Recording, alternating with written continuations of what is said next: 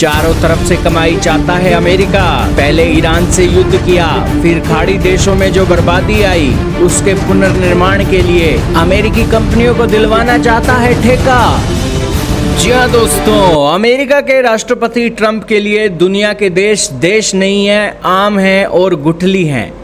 America के राष्ट्रपति Donald Trump दुनिया के देशों को आम खाकर गुठली की तरह फेंक देता है। आज के समय में दोस्तों, दुनिया को जो सवाल ट्रंप से पूछने चाहिए, किसी दुनिया के देश की हिम्मत नहीं कि वो यूनाइटेड नेशन में या मीडिया के अंदर आकर वो सवाल ट्रंप से पूछे।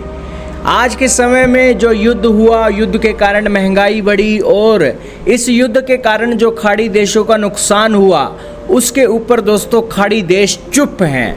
यही चुप्पी ट्रंप को दोस्तों इन देशों का एक ब्लैकमेल करने के लिए मजबूर कर रही है।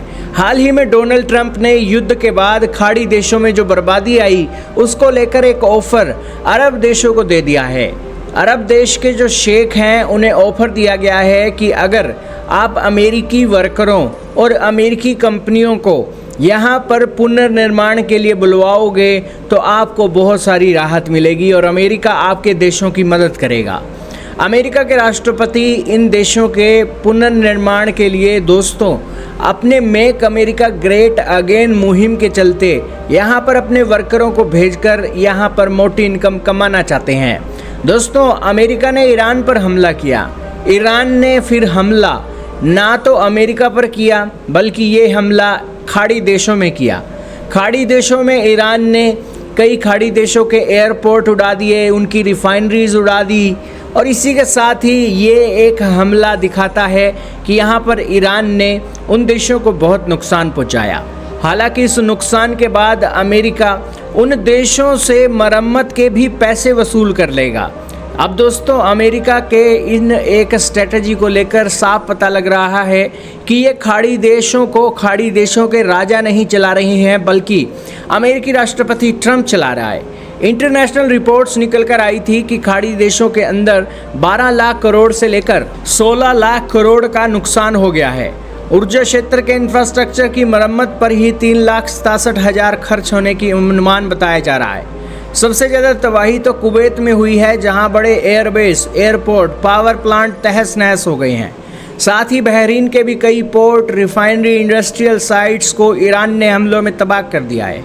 खाड़ी देश चुपचाप ईरान के हमलों को सहते रहे और अमेरिका ईरान पर एक के बाद एक बड़े हमले करता रहा।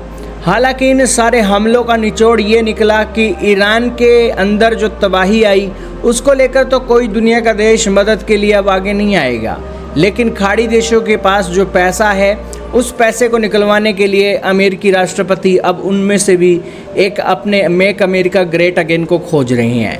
अमेरिका के राष्ट्रपति बहुत सारे तर्क दे सकते हैं इन खाड़ी देशों को। वो ये कह सकते हैं कि आज आपके देश में तेल की कीमतें जो बढ़ी हैं वो इसलिए बढ़ी हैं क्योंकि मैंने ईरान के ऊपर अटैक किया और स्ट्रेट ऑफ हॉर्मुज़ बंद हुई, इसलिए आप जो आज मोटी कमाई कर रहे हो वो सिर्फ और सिर्फ मेरा परिणाम है।